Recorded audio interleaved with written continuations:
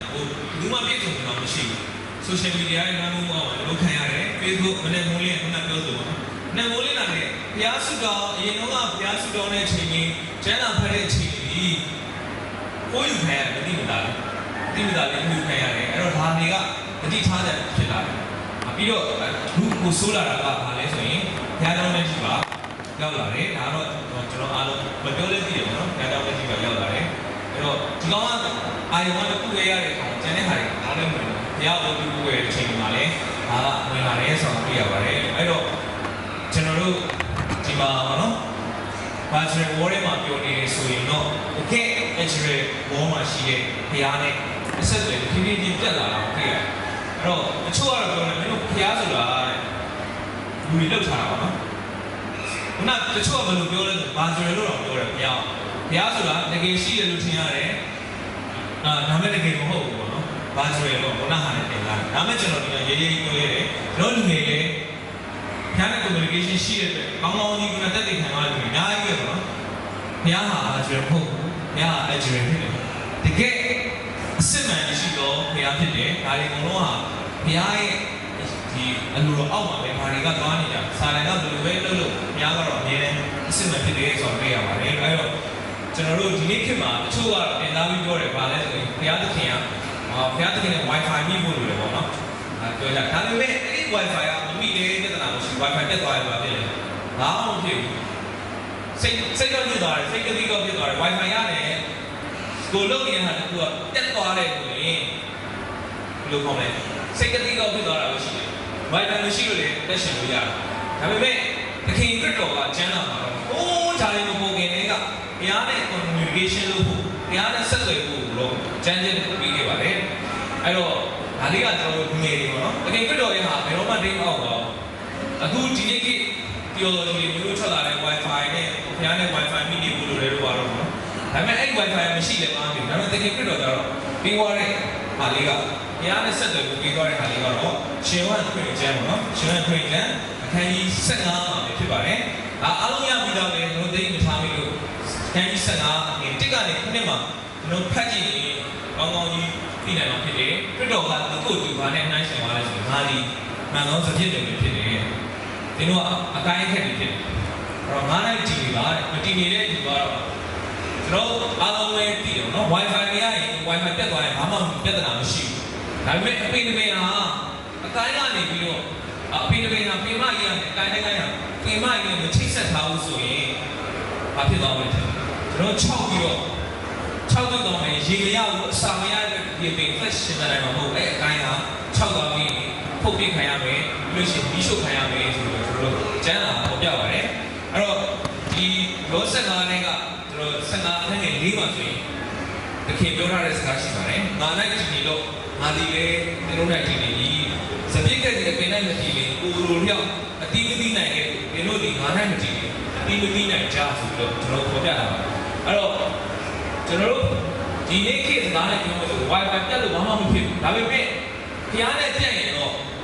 ကျွန်တော်တို့တွေဟာအတီးမှသိနိုင်မှာမဟုတ်ဘူးကြာရင်ရေမရပြီးတော့ကျွန်တော်တို့ဘဝချုပ်တွေ့ပြီးတော့သူများမရှိတာခံရမယ်ဖေရှင်းရင်ခံရမယ်အဲ့တော့ကျွန်တော်တို့ငယ်တွေတတိထားဖို့အချက်ဖြစ်ပါတယ်ကျွန်တော်တို့ဖျားတဲ့ခင်နဲ့ communication မပြတ်တော့ဖို့အတွက်လိုရဲဆိုတော့ပြရတယ်နောက်တစ်ခုကအခန်းငယ်9မှာပဲပေါ်ပြလဲဆိုရင်ငါနဲ့ကွာလဲဒီတို့ဒီဘယ်မှုကိုမြတက်နိုင်တာကျွန်တော်တို့ဘုရားသခင်နဲ့ကွာရင်ဘာမှမတက်နိုင်ဘူးလေအဲ့တော့ဒါကျွန်တော်တို့တတိထားဖို့ဖြစ်တယ်ကျွန်တော်တို့တွေတစ်ခါကြိုက်ပုဂ္ဂိုလ်ကိုအရင်အားကိုးတယ်ဘုရားသခင်မပေးလဲရပါတယ်ဆိုတဲ့အရာမျိုးတွေပေါ့နော်ဒါပေမဲ့သခင်ခရစ်တော်ကပြောထားပြီးသားငါနဲ့ကွာတယ်ကျွန်တော်ဒီဘယ်မှုကိုမြတက်နိုင်တာနောက်ထပ်ပြီးပြောလေးတွေခုနှစ်မှာကျွန်တော်ဒီငါနဲ့ကြည့်ငါစကားဒီကျွန်တော်နဲ့ကြည့်ရင်ကျွန်တော်ဒီတောင်းတဲ့နာကိုတောင်းရင်ရကြလိမ့်မည်ဆိုပြီးတော့ဂတိတော်လည်းပြီးထားတာကိုကျွန်တော်တွေ့ရပါတယ်အဲ့တော့ကျွန်တော်ဗာပြောချင်တယ်ဆိုရင်ကျွန်တော်တို့အများကြီးကျွန်တော်ဆက်သွယ်နေရတယ် connect လုပ်နေကြတယ် communication လုပ်နေကြတယ်ဒီတိုင်းမှာကျွန်တော်လူချင်းလုပ်နေကြတယ် Facebook တွေ phone တွေကျွန်တော်ဆက်သွယ်လို့ပြည့်စုံကြအောင်ဒါပေမဲ့အဲ့ဒီຢာတွေ replace လုပ်တာတယ်ဘုရားသခင်နဲ့ကျွန်တော်တို့ဆက်သွယ်ရေးအပိုင်းကို replace လုပ်တာငါညင်းလို့မရဘူးကျွန်တော်တို့အမှုတော်တော်တွေကိုယ်တိုင်ဖြစ်တယ် အခုခုကိုဆွဲလန်းလေးကောင်ခုနကဘာမှမဟုတ်ခဏလေးပါပဲငါဒီ Facebook ကနေပြီးတော့ဖရားရဲ့ဓာတ်တင်ထားလဲပေါ့နော်ဖရားကြောင့်ဖျက်ပြီးတော့ဖရားရှိခိုးမယ်လို့ဆိုလို့တော့တွေးပြီးတော့လွတ်တော်ညာလဲမရောက်တခြားဟာတွေပါလာတဲ့ဆုံးမှာပြီးသွားတော့တွေ့ရတယ်အဲ့တော့ COC တမလို့ဆိုတယ် COC တမအရင်ဆွဲဆောပြီးတော့ဆောက်နေခဏလေးပဲငါဂျုံမသွားခင်ပြီးတော့မှ COC လေးတစ်ပွဲလောက်တိုက်ပြီးတော့မှ plan တစ်ပွဲလောက်တိုက်ပြီးမှဖျားရှိခိုးမယ်စိတ်နဲ့ခဏလေးတော့ဝင်လိုက်မရတော့ဘူးလားတောက်လျှောက်ဖြစ်သွားတယ်ရုံးသားကနေမှသွားတတိရတယ်ခါလေးရုံးနောက်ကြတာလည်းရှိတယ်အဲ့တော့အချို့လည်းရုံးမှာအဲ့ဒါတွေဆောရအောင်လို့တားမြစ်တဲ့အချိန်ဖြစ်လာတယ်ဆိုတော့သိရပါတော့အဲ့တော့ကျွန်တော်တို့ဖျားကိုကျွန်တော်တောက်လျှောက်ပြီးသွားနေမယ်ဆိုရင်ဖျားနဲ့ဝိသတဲ့ဝေးကိုကျွန်တော်သွားမှာဖြစ်ပါတယ်အဲ့တော့ကျွန်တော်တို့ဖျားသခင်နဲ့ဆက်သွယ်ဖို့အတွက်ကတော့ဘာလို့လဲဆိုရင်ကျွန်တော်လူတွေချင်းချင်းဆက်သွယ်ဖို့ဖုန်းလေးတွေလိုတယ်ကွန်ပျူတာတွေလိုတယ်ကျွန်တော် Wi-Fi ရှိဖို့လိုတယ်ပေါ့နော်နောက် internet ရှိဖို့လိုတယ်ဒါနဲ့ဖျားနဲ့ဆက်သွယ်ဖို့လည်းကျွန်တော်တို့ device ရှိဖို့လိုပါတယ်ဒါပေမဲ့ကွန်ပျူတာတွေဟိုတွေတော့မဟုတ်ဘူးဘာလို့လဲဆိုရင်ကျွန်တော်တို့စုတောင်းခြင်းလိုတယ်ကျွန်တော်ဘယ်လိုဒါငင်းလို့မရဘူးကျွန်တော်ဘယ်လိုဆက်သွယ်ကျွန်တော်ဖျားနဲ့စကားမပြောဘူးဆိုရင်ကျွန်တော်တို့ကဘာမှဂျားခံစရာမလိုကျွန်တော်ထိုက်ရိုက်စကားပြောလို့ရတယ်တော့စကားပြောချင်ပါဖျားနေနေရောက်သေးဖြစ်ကျွန်တော်တို့အဖွင့်လိုက်တဲ့ဖြစ် communication လုပ်ဖို့လိုတယ်ဆိုတော့တွေ့ရပါတယ်အဲ့တော့ကျွန်တော်တို့ဖျားနဲ့အမြဲတမ်းအဆက်အသွယ်ရှိနေတဲ့လူတယောက်အနေနဲ့ဘာတွေထူးခြားလာမလဲဆိုတဲ့အချက်လေးကိုဆက်ပြီးတော့ပြောပြချင်တယ်ကျုပ်လူငယ်တွေကအကျိုးပြလို့ရှိရင်လုပ်ချင်ကျွန်တော် Facebook သုံးတဲ့အခါမှာပျော်တယ်သတင်းချက်လက်တွေသိရတယ်ကိုအကြောင်းကြီးနှက်ပြောလို့နှက်ဒီပြောလို့ဆိုသူဒီဟာတွေ share လိုက်မယ်ဆိုတော့အားလုံးအကုန်လုံးဒီတိုင်းထဲမှာရနိုင်တယ်နော်ဒီလိုပဲတရားနဲ့ကျွန်တော်တို့ communication ရှိတဲ့လူတွေအတွက်လူတွေအတွက်ရတဲ့ခင်နဲ့ပြီးတော့ပေးရတဲ့ဒီရှိပါတယ်နံပါတ်1တစ်ချက်ကတော့ကျွန်တော်တို့ဘုရားသခင်ရဲ့ communication လုပ်နေမယ်ဘုရားသခင်နဲ့ဆက်သွယ်နေမယ်စကားပြောနေပြီဆိုရင်အားရလာလဲဆိုရင်စိတ်နှလုံးအလိုပြည့်စုံရတော့အခွင့်ရပါတယ်အဲ့ဒါကတော့ကျွန်တော်ဘာလို့ဒီချက်ပေါ်မှာမူတည်ပြီးပြောလဲဆိုရင်38ခုမြောက်ကိုစာလံပိုက်နေ4မှာဘာပေါ်ပြလဲဆိုရင်38ခုမြောက်ကိုစာလံပိုက်နေ4မှာနော်ထာဝရဘုရားနဲ့ဝိညာဉ်နဲ့ရှိတော့တို့ပြုနေစိတ်နှလုံးအလိုပြည့်စုံရတော့အခွင့်ကိုပြီးတော့မြည်ဆိုတဲ့အချက်ကလေးကိုကျွန်တော်တွေ့ရပါတယ်အားကြောင့်စိတ်နှလုံးအလိုပြည့်စုံပါလေဆိုရင်ကျွန်တော်တို့ခဏခဏကြားဘူးကြမှာတို့တဲ့နိုင်ငံတွေမှာဒီကိုယ့်ကိုယ်တတ်တယ်လို့မြင်လာတယ်။ချို့ကျွန်တော်အံ့ဩတယ်။ချို့မင်းသမီးတွေကိုရီးယားမင်းသမီးတွေမြင်ကြတာကျွန်တော်တယောက်သူ့ကိုယ်သူစူးစိုက်လုပ်ပြီးပြီးသွားတယ်။ကျွန်တော်စဉ်းစားကြည့်သူတို့တလောက်အောင်မြင်တယ်။ငဘာကြော်တယ်။ဘာကြောင့်သူတို့ကိုသူတို့တတ်တယ်။ဆိုတော့ကျွန်တော်တို့တွေဒီခါလေးကကျွန်တော်တတ်တယ်ကိုလည်းထားအောင်မြန်မာနိုင်ငံမှာစီးရဲတဲ့လူတွေရှိတယ်ပေါ့နော်။အဲ့လိုမျိုးသူတို့ကြတော့မသိဘူး။ဘုမကြောင့်ဘာလို့သိလဲဆိုပြန်စဉ်းစားတဲ့ခါလေးကအဲ့ဒီစိတ်အလိုပြည့်စုံခြင်းကဘာနဲ့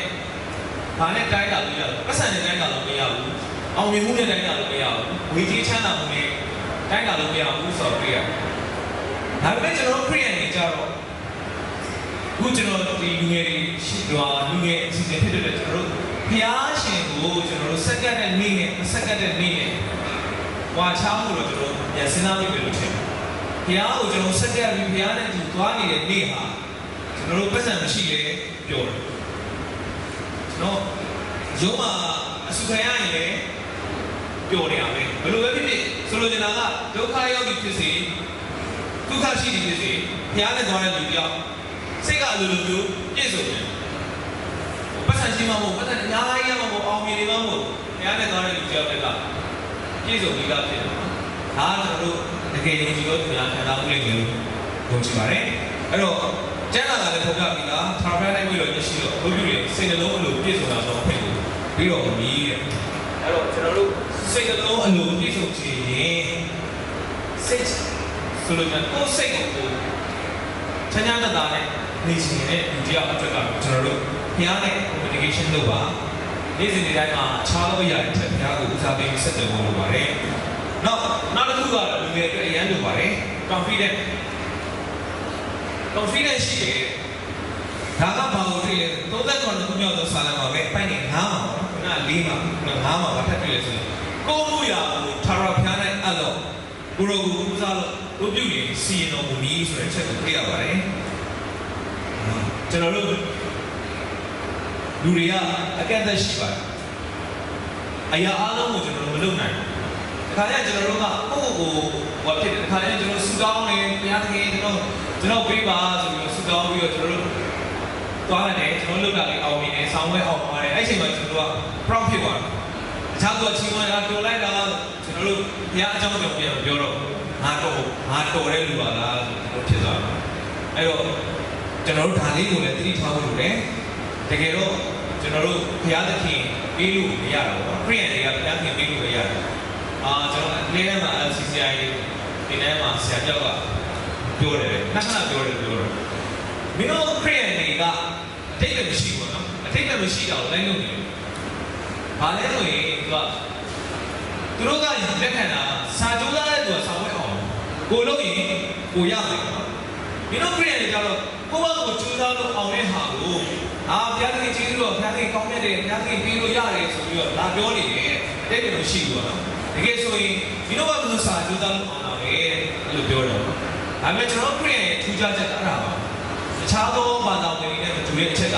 ကျွန်တော်တို့ဘလောက်လုံးလို့ရနိုင်မှရတယ်ကျွန်တော်စဉ်းစားကျွန်တော်ဘဝမှာလည်းအများကြီးကြုံခဲ့ပြီးပြီဘလောက်လုံးလို့ရနိုင်မှရတယ်အရန်ကြိုးစားပြီးတော့အချင်းချင်းဖြစ်သွားတာတွေလည်းအများကြီးပဲဒါပေမဲ့ဘုရားသခင်ရှိတယ်ဘုရားသခင်ပေးတဲ့အချိန်မှာကျွန်တော်တို့ဘာမှမလုပ်ခွင့်နဲ့နည်းနည်းလေးပဲလုပ်ပြီးတော့အများကြီးအောင်မြင်လာတယ်ရှိတယ်ဆိုတော့ကျွန်တော်ဒါငင်းလို့မရတဲ့အချက်ပဲဖြစ်ပါတယ်ကျွန်တော်ဒီခုနဒီတက်တဲ့ကကျွန်တော်လည်းနည်းနည်းဒီပွဲကိုစီစဉ်တဲ့အခါမှာကျွန်တော်လူ300ပဲထားတာကျွန်တော်300လာလို့တော့မထင်အေးကြီးတော့မထုတ်တော့အဲ့ဘာဖြစ်လို့လဲဆိုတော့ကျွန်တော်စင်းလာပြီးတဲ့လူတွေကဟိုဖွဲ့ချုပ်ကတယောက် MBC ကတယောက်ကြီးတွေကကျွန်တော်ကြီးတွေကလည်းနည်းနည်းစင်းလာမပြီးကြီးတွေကတတိချာလေးဆက်ချက်ခိုင်းရအဲ့ဒါနဲ့နောက်ကျွန်တော်ဟိုဘက်ကဒီနာကရင်ဖွဲ့ချုပ်တယောက်ဒီနာကျွန်တော်တက်ကြည့်လိုက်တော့ကျွန်တော်ကြိုးစားတယ်ဖုန်းလေးလိုက်ဆက်တယ်တက်ကြည့်လိုက်ဘယ်တော့မှမရှိအားလုံးကအယောက်20လောက်ပဲရှိတယ်ကျွန်တော်စင်းလာပြီးအနီးလာတော့ကျွန်တော်ရှိလာတယ်ဒါပေမဲ့အားရတော့မရှိတဲ့ခါကျတော့ကျွန်တော်စိတ်တက်ကြတယ်ဘုရားသခင်ဒီလောက်ဝေးတဲ့နေရာမှာဒီနဲ့သွားလို့ဘာကြောင့်ကျွန်တော်ခိုင်းတာလဲဒါပေမဲ့ကျွန်တော်နောက်ပိုင်းစုတောင်းနေဒါပေမဲ့ဘယ်လိုပဲဖြစ်ဖြစ်တယောက်ပဲရှိကျွန်တော်တို့လုပ်ရမယ့်တာဝန်ကလုပ်ရမှာပဲဘုရားလုပ်ရမှာဘုရားလုပ်နောက်ပိုင်းတော့ဘာသဘောပေါက်လာလဲဆိုရင်ကျွန်တော်တို့ကလူတွေပဲဖြစ်တယ်ဘုရားသခင်အခုတော်ဆောင်နေဖြစ်တယ်ဘုရားခိုင်းနေတာကိုလုပ်ကျန်တဲ့ဟာလူလာတာမလာတာသူ့အပိုင်းသူကသူလုပ်နေတယ်ဆိုဆုံးဖြတ်ပြီးကျွန်တော်တို့သွားကြတယ်အဲ့ဒီကမှကျွန်တော်ဒါပေမဲ့ကျွန်တော်ယုံကြည်ခြင်းနဲ့လူ300ပဲအစီအစဉ်ကိုကျွန်တော်400စာအုပ်ထုတ်သွားတယ်မျက်စိပိတ်ပြီးတော့ထုတ်သွားတယ်ပိုရင်လည်းထားလိုက်တော့ဆုံးပြိတ်စီဒါနဲ့ကျွန်တော်ရောက်တဲ့အခါမှာအဲ့အော်စရာကောင်းတော့သွားတယ်တွေ့တယ်နော်ကျွန်တော်တို့အစီအစဉ်တွေကလူများကြီးမဖိတ်ဘူးတော့ခေါင်းဆောင်အစီအစဉ်ဖြစ်တဲ့တော့300ပဲဒီမှန်းထားတော့ညာလဲ484ယောက်ဖြစ်သွားတယ်900အဲ့ဒါစာအုပ်ယူရလူတွေမဆန်ဘူးကမှတ်ပုံဝင်နေစာအုပ်ယူရတဲ့လူရှိတယ်ဝင်တက်နေလူတွေရှိတယ်ဆို900ကျော်တော့ဖြစ်သွားတယ်အဲ့ဒီမှာတော့ဘုရားသခင်ကျွန်တော်ဘောအမှသဘောပေါက်သွားတယ်ဆိုလို့ကျွန်တော်အရင်ကျွန်တော်လူစာကြီးနဲ့စဉ်းစားရင်အရင်ဝေးတယ်သွားမှအရင်ဝေးတယ်ကားတွေလေကားတွေအရင်ကြီးကြီးတယ်မလာနိုင်တော့ဘူးလို့ကျွန်တော်ထင်တော်ညာလဲရှင်းတော်အောင်ဆို60လောက်ဆင်းလာတယ်ဒီတိတ်ရလဲ50ကျော်လောက်ဆင်းလာတယ်ဒီရန်ကုန်ကြီးတွေပေါင်းလို့60ဒီပါဖြစ်သွားတယ်တခြားပွဲလုပ်တွေလည်းအဲ့လိုပဲအဲ့တော့ကျွန်တော်တို့ကအုံနောက်နဲ့လူအုံနောက်နဲ့တွေ့တာပါနော်တွေ့တဲ့အခါမှာကျွန်တော်တို့ကိုယ့်ရဲ့ဂျိုးသားနိုင်မှုနဲ့လိုက်စီးရုံးတယ်ဒါပေမဲ့လည်းဘုရားသခင်လုပ်ပေးတဲ့အခါမှာဖြစ်နိုင်ဘူးလို့ထင်တဲ့ရကိုကလူကြီး900လောက်ဒီပါရှိလုံနိုင်ခဲ့တဲ့ဆိုတော့တွေ့ရပါအဲ့တော့ဒါလည်းကျွန်တော်ဒီတက်တည်ခံရတဲ့ခုပေါ့နော်အဲ့တော့ကျွန်တော်တို့ကိုယ့်မှုရအဲ့လိုရှိရင်သူ့ကိုးစားလို့ရှိရင်စီရင်တော်မူပြီးဆိုတဲ့ဟာအဲ့လိုမျိုးဟာတွေကျွန်တော်ခဏကြုံလာတဲ့အခါမှာဘာရလာလဲဆိုရင် confidence ရတယ် confidence ကကျွန်တော်လူပေးတာပေါ့ကိုယ့်ဘက်ကိုယ်ဆောက်တာမဟုတ်ဘူးဘာဖြစ်လာလဲလူကျွန်တော်လူကြီးတွေကျွန်တော်ခဏမတန်နဲ့ကျွန်တော်အရေးချင်းနဲ့မတန်တဲ့ဟာတွေလုတ်ခိုင်းဒါပေမဲ့ကျွန်တော်ခေါင်းကြီးနဲ့ကျွန်တော်ကကျွန်တော်ဆန်းတဲ့ပုံကျွန်တော်ပြန်ပြီးဆူတောင်းဘုရားသခင်ကျွန်တော်ကတော့ဒီကိစ္စကိုကျွန်တော်တတ်တယ်ကျွန်တော်လုံနိုင်တာတဲ့ကိုပြီးပေးပါအဲ့လိုပဲကျွန်တော်ပြောလိုက်တာရတာဖြည်းဖြည်းနဲ့ရတာဘာဖြစ်လာလဲဆိုရင်နောက်ပိုင်းကျတော့လိုလေးနဲ့ confidence ရှိလာအခုဆိုရင်လုံမယ်အခုဆိုရင်ရတယ်ကျွန်တော်လုံမယ်အခုဆိုရတယ်ကျွန်တော်လုံမယ်ဖြစ်လာအမှန်တော့ကျွန်တော်ကိုယ့်ဘက်ကိုလုံတာပေါ့ညားပေးတာဘ အဲ့တော့အဲ့လိုမျိုးစိတ်နဲ့စက္ကန့်တော့လူငယ်တွေပေါ့နော်ကိုယ်မှုရောဘုရားနဲ့အပ်တဲ့လူငယ်တွေဟာဘာရလာလဲဆိုရင်အဲ့ဒီပြောတဲ့ confidence ရလာအဲ့တော့တယောက်တည်းမဟုတ်တော့ဘူးကိုလုပ်မယ်ဆိုရင်ကိုဒီဆောင်းဝဲကျောင်းသားအနေနဲ့ပြောမယ်ဆိုဆောင်းဝဲတစ်ခုဖြေမယ်အရင်ခက်တယ်ဒါပေမဲ့ကိုယ်ဆွမ်းတဲ့ဆိုမအောင်နိုင်ဘူးလို့လုံးဝထင်ဒါပေမဲ့လေဘုရားမိုင်ဘုရားကိုလည်းဘုရားလက်နဲ့အပ်တဲ့အခါမှာအောင်မြင်အောင်တွေ့တဲ့အခါမှာနောက်အစီအစဉ်တွေဘာဖြစ်လာလဲဆိုရင် confidence ကလိုရတယ်အဲ့ဒီမှာကျွန်တော်ပြည်ရဲ့အားသာချက်တာကျွန်တော်တခုတည်းမဟုတ်ကျွန်တော်ပဲမဟုတ်တခုလို့ကျွန်တော်တို့ပဲမဟုတ်ဘုရားရှိတယ်ဘုရားပေးလိမ့်မယ်တယောက်တည်းသွားနေတော့မှပဲကျွန်တော်လူတွေကတော့တယောက်တည်းသွားတယ်ဒါပေမဲ့ဘုရားပါတယ်ဆိုချက်လေးကကျွန်တော်တို့ကို confidence ရှိလာပါစေတယ်ဒါပေမဲ့ကျွန်တော်တို့တွေဒီဘုရားနဲ့ဆက်သွယ်ပြတ်တော့တဲ့အခါမှာအဲ့ဒီ confidence ကလည်းအလိုလိုနေနေအောက်ဆုံးကြပါတယ်အခုလုပ်မယ်ဆိုရင်ဘာမှမလုပ်ရင်မကရင်အဲ့လိုခါလေးကြိုင်နေရပြင်ပြင်ထွက်ရဲအချိန်ရှိတယ်ဒါကျွန်တော်ဒီ Facebook ကိုပြပြောတာမဟုတ်ကျွန်တော်အရင်ဆွဲပြီးတယ်အဲ့ဒီလိုခါမျိုးမှာဘုရားလည်းမရှိဘူးလို့ဒီຢာထဲမှာလူတွေကအပြင်ကလူတွေလည်းတကားမပြောချင်တော့အလုပ်တစ်ခုဆိုလဲ confidence ရင်းနေသွားတယ်ဘုရားနဲ့ဆက်သွယ်မရှိတဲ့တော့အောင်မနေ့ကဘုရားနဲ့စကားမပြောဖြစ်ဘူးဘုရားနဲ့ခင်အဲ့မှာအားလုံးကလုံးဝကြောက်တာအဲ့တော့ကျွန်တော်တို့ဒါဘုရားနဲ့ဆက်သွယ်ပြတ်တော့ရင်တော့ဒီ confidence ကရောက်သွားမှာပဲဖြစ်ပါတယ်နောက်တစ်ခုကတော့ကျွန်တော် inner peace အတွင်းငြိမ်းချမ်းခြင်းရတယ်။ဒါနဲ့ပတ်သက်ပြီးတော့ကျွန်တော်ဒီတာရကလေးတစ်ခုကဘာပေါ်ပြလဲဆိုရင်ဒီခါတော့ဒီလူတွေကမကြည်ပြောက်ဝဲတစ်ခုကိုသွားတာ။မကြည်ကားနေလားပြပြတာ။မကြည်ပြကိုင်းခေါင်းစဉ်ကဘာလဲဆိုရင်ငြိမ်းသက်ခြင်း peace အဲ့ဒါနဲ့ကြည့်တဲ့ကောင်သူများတွေကကိုဆွဲတာပေါ့နော်။ landscape တွေဆွဲရတယ်။မျိုးဆွဲရတယ်။ကြည့်လိုက်တဲ့အဲ့ဒီနေရာလေးစိတ်ငြိမ်ပြီးတော့ကြည့်လိုက်တဲ့ပုံတွေပေါ့နော်။တိုင်ပွဲအဲ့ဒီကြည့်ရမှာပါ။ဒီကားဆက်တော့ပထမရတယ်။လူတွေထင်တာအဲ့လိုမျိုးစိတ်ငြိမ်တဲ့ပကြီးတွေကိုဝယ်ပေးမယ်လို့ထင်တာ။စူရလို့ထင်တာလည်းထင်တာလည်းပေါ့။ပကြီးကားပကြီးပြကံနောက်ဆုံးမှရှိတဲ့ပကြီးကားသူ့အထဲမှာစိတ်ငြိမ်တာလို့မတွေ့ရဘူး။ရုပ်ပြည့်ချိလိုက်မိုးတွေကတက်တက်မဲမဲပွာနေတယ်ရေပုံတွေကရေတွေကအောက်မှာရေကျတော့လိုက်နေထနေတယ်။မိုးတိတ်ကြီးကမဲပြီးတော့ကြာအဲ့ဒီပကြီးကားရဲ့စူရအဲ့တဲ့ဒီချာကြည့်တော့မှအဲ့ဒီကားထဲမှာမမြင်ရလဲဆိုရေဒီကွန်ရဲ့ဘေးနားမှာရေကျနေရေဒီကွန်ရဲ့ဘေးနားမှာကြောက်ကလေးတစ်ခုကြောက်ဟွာလေးပေါ့နော်အဲ့ဒီပုံမှာဗာလေးနေနေလဲဆိုတော့အဲ့ဒီပုံမှာမှတ်တိုက်လေးကိုရှိတယ်ညက်တိုက်တဲ့မှာညက်အမေကသူ့သားလေးကိုစာကျွေးနေပုံလေးဆွဲထားတယ်ဟိုဘက်မှာကမိုးတွေကအရန်ရွာနေပြီးရေဒီကွန်ကလည်းတောင်ကျရေတွေကျနေအောက်မှာတိုင်းတွေချနေတယ်အခုမှညီရှမ်းမရှိဘူးဒါပေမဲ့သူတို့နှက်မိသားစုကတော့အဲ့ဒီကြောက်ခေါင်းလေးမှာကျန်တဲ့လောကနဲ့ဆိုင်လို့ပဲသူက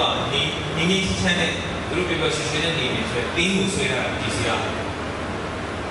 အဲ့ဒီဟာတဲ့ခရီးရန်လေးတက်ချင်းပဲ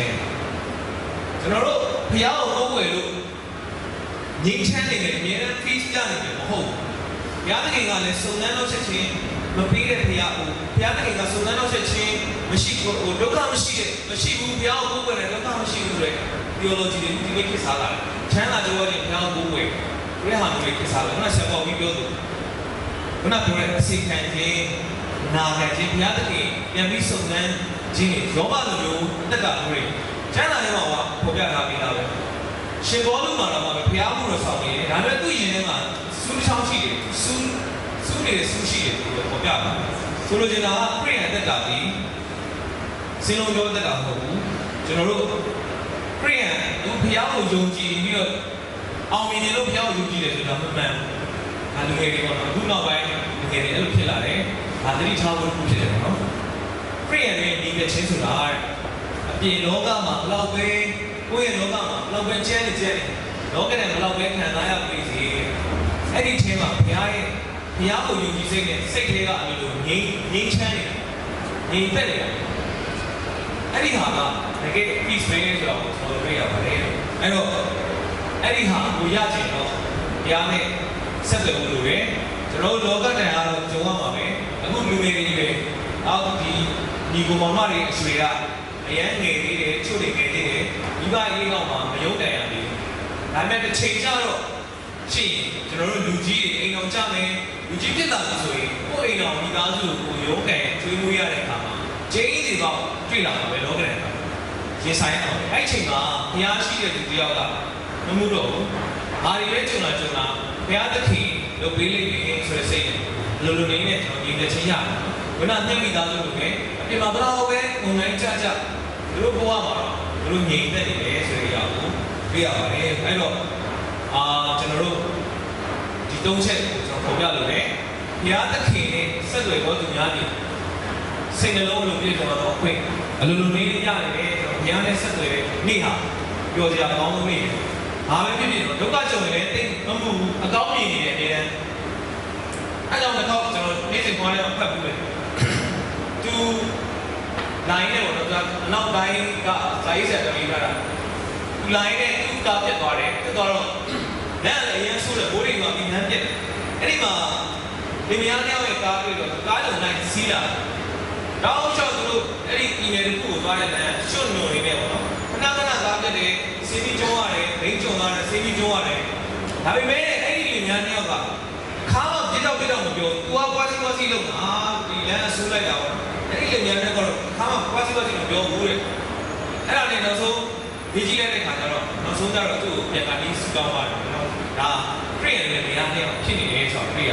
ဆိုလိုချင်တာခရီးရယ်လို့ဒီဘလောက်ပဲဒုက္ခဆင်းရောက်ဒါပြက်ဘာပဲဖြစ်ဖြစ်ဘုရားနဲ့တဲ့ကိုအပ်ထားတဲ့အသက်တာနဲ့သွားတဲ့ခါမှာလိုလိုနေစိတ်ထဲမှာငြိမ်းချမ်းပြီးတော့အကောင်းမဲ့မြင်ဘုရားတို့ပြီးလိမ့်မယ်ဒါဟာလည်းဘုရားရဲ့စုံစမ်းခြင်းနဲ့ကြော်သွားနိုင်လိမ့်မယ်ဘုရားကိုပဲအာရုံပြုသွားတဲ့တက်တာဟာ positive thinking နဲ့သွားတယ်ဆိုပြီးတော့ဖော်ပြတာတွေ့ရပါတယ်အဲ့တော့ခုနကကျွန်တော်ဖော်ပြတဲ့၃ချက်ပေါ့နော်စိတ်လုံးလုံးပြီးတော့ quick confident ပြီးတဲ့အခါမှာ inner peace အဲ့ဒီຢာတွေဟာဘာဂျရယ်မှာမရနိုင်ဘူး actually God မှာမရနိုင်ပါဘူးအဲ့တော့ကျွန်တော်တို့ဒါလေးကိုဒီလိုမောင်နှမအများကြီးထားဖို့လိုတယ်အဲ့တော့ကျွန်တော်တို့အများနဲ့ဒီကုန်းချုပ်လို့ရှိတယ်ကျွန်တော်ပြန်ပြီးတော့စာရေးဖို့လေဇာတ်ဝင်တွေကကျွန်တော်စာပြန်ရေးပါတာလို့လေ။ဘာပြောလဲဆိုရင်ကျွန်တော် Facebook ကျွန်တော်ဆွဲခဲ့တဲ့အရာဒီမှာ Facebook နဲ့ COC အခု COC ကတော့တော့မစော့ကျွန်တော်ဘယ်လိုဖြစ်သွားလဲမသိဘူး။ Facebook ဆိုကျွန်တော်ပြန်ပြောလဲလို့ငယ်တယ်။နည်းနည်းမိုးလင်းလာတယ် Facebook ကိုသုံးပါနဲ့။ဘာဖြစ်လို့လဲဆိုရင်အရင်ဆုံး Facebook တော့ Facebook ပဲနော် FB ပေါ့နော်အတူကောက်ဆိုရင် Facebook က FB ဆိုရင်Face Bible မိုးလင်းလာတယ် Bible နဲ့ကျွန်တော်မျက်နှာချင်းဆိုင်တာ Face Bible Facebook Bible နဲ့မျက်နှာချင်းဆိုင်ဒီမှာသုံးချင်တော့ကျွန်တော်က commitment လေးရှိတော့ကျွန်တော်တို့မိုးလင်းလာတဲ့ Face Bible Facebook ပဲ FB ပဲဒါပေမဲ့ Facebook တော့မဟုတ်ဘူး Face Bible နော်ပြီးလို့ရှိရင် COC မှာနေထားတယ်ပဲ COC ကိုကျွန်တော်ပြန်ပြီးတော့အနက်ဖွင့်တယ်အနက်ဖွင့်တာကိုကျွန်တော်ပြန်ပြောင်းလာဆိုလို့ရှိတယ်COC ရဲ့တကယ်တွေက class of plan ဒါပေမဲ့ကျွန်တော်ပြန်ပြီးတော့လုပ်ထားတယ်မိုးလင်းလာတယ်ကျွန်တော်လာပြီးမျိုးဆိုတော့စစ်တိုက်တယ်အခုဆိုကျွန်တော်မလာတာကျတော့ကျွန်တော်ဘာပြောလဲဆိုရင်မင်းစစ်တပ်က leadership လိုနေဘောင်းဆောင်လိုနေတယ်ဆိုတော့စာသားပြန်ပြောင်းဖို့လေတိုက်ဖို့စဉ်းစားကြည့်နေလို့စာသားမဟုတ်တော့ကျွန်တော်ကောင်းမစော့တာကျတော့မင်းသူက leader လိုနေပြီဆိုတဲ့ဟာနဲ့လာပေါ်တယ်ပေါ့နော်အဲ့တော့အရင်မိုးလင်းလာနဲ့လာပေါ်တယ်မိုးလင်းတွေ့နေပြီလားအဲ့တော့ဘာပဲဖြစ်ဖြစ်ကျွန်တော် COC ပြန်လုပ်ထားတယ် concentrate on Christ concentrate လုပ်ပါ on Christ ပေါ်မှာလေကျွန်တော် concentrate လုပ်ပါဒါနဲ့မိုးလင်းလာနဲ့အဲ့ဒီဟာ COC မစော့ခင်အရင်ဆုံး concentrate လုပ်ပါ concentrate ကကျွန်တော်တို့စူးစိုက်တာအာရုံစူးစိုက်အဲ့တော့ကျွန်တော်တို့ concentration ကဘာလဲဆိုရင်စူတောင်းခြင်းပဲကျွန်တော်တို့မိုးလင်းလာနဲ့အရင်ဆုံး COC တော့ COC ပဲ concentrate on Christ and face the Bible COC နဲ့ Facebook နော်ဒါပေမဲ့ဟိုကတော့မဟုတ်ဘူးပြီးမှကျွန်တော်လုပ်စီတဲ့လူငယ်တွေကိုမ